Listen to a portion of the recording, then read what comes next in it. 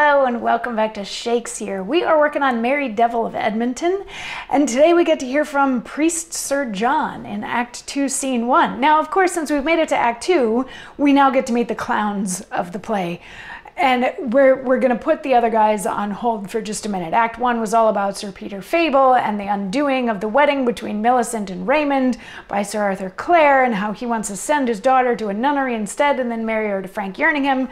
And that's not going to happen. And Peter Fable and the young boys are all going to try to undo it. So Act 2, Scene 1, we're outside of sort of the woods, like the King's Woods, and we get to meet Banks, who is a miller. We get to meet Smug, who is a smith, and we get to meet Priest Sir John, who is in fact a priest. And these three like to go drinking together. They start off the scene. Banks and Smug are sort of arguing, and then Priest Sir John is like, no, I've been to both of your pubs. Yeah, they're both good. We're all good. We're all good. And then Banks is like, okay, so we're set. We're gonna go steal some deer from the king. We're going to break into these woods here and shoot some of the king's deer, steal some venison, right?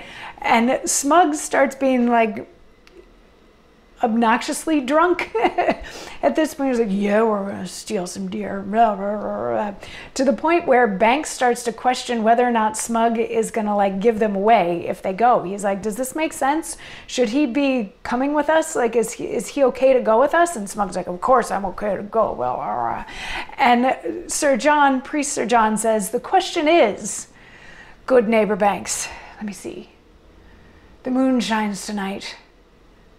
There's not a narrow bridge betwixt this and the forest. His brain will be settled ere night. He may go, neighbor Banks. Now, we want none but the company of mine host Blake at the George at Waltham. If he were here, our consort were full.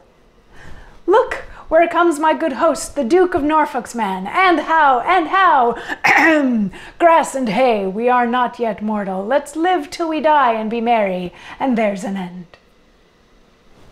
So this monologue doesn't have a whole lot to it. This is Sir John saying, yeah, Smug will be fine. I mean, there's a bright enough moon, and we don't have to walk through anything like really narrow. The whole bit about the narrow bridge, to me, is that he'll be safe walking there. He's not going to accidentally fall into a river or something like that between here and the forest.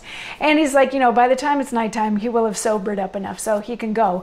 And then the second half of this monologue, he's like, okay, now we just need host Blake from the George, who we actually met in Scene 1. He had all these nice little welcome to my inn things with Sir Arthur Clare and the Montchensies and all of them. He's like, now if only he were to show up, then our group is complete, because this is apparently it takes a foursome to steal some deer, and they only have the threesome right now. But host Blake then shows up, so that's his bit. And what's interesting about Priest Sir John is, aside from just a couple 2-3 word responses that he has in this scene, he ends all of his larger pieces of text with this ahem, grass and hay, we are not yet mortal, let's live till we die and be merry, and there's an end. Though a couple of times it's ahem, grass and hay, we are all mortal, let's live till we die and be merry, and there's an end. So he's got a catchphrase and everything. So anyway, host Blake comes in and he's like, okay, this is everybody and this is what we're gonna do. I'm gonna help y'all.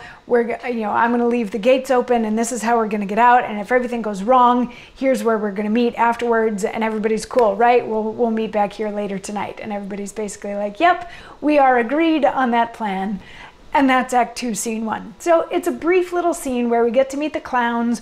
We learn that they're going to try to sneak in and steal some deer, but we also are maybe starting to build the connections between how the clowns might interact with the nobles later, even though they're not as noble as like princes and kings and all that sort of thing.